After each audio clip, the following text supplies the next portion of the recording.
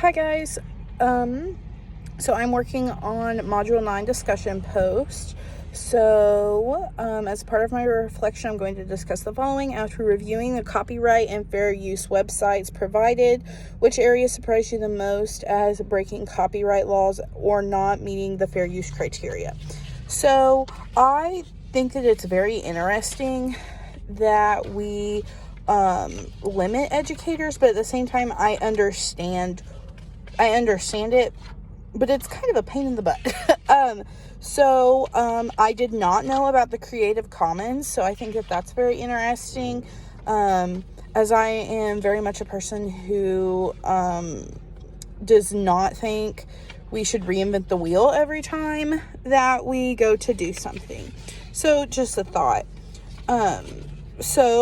I took the quiz. I got a 75%, which I'm not surprised by because I am a firm believer in not reinventing the wheel. And I think some of the questions were worded interesting. That was part of my problem, I think. So, it's just best practice to cite it. We learned that in school. So that's the big one. I really think it's interesting that it's okay for us to use part of something in a class or for distribution to students or anything like that,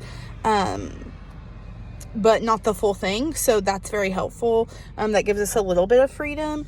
Also, it does give us a little bit of freedom that, like, if we are to use it in just a way for our students, so like if my YouTube channel were to be locked down to just my students, that would work out best.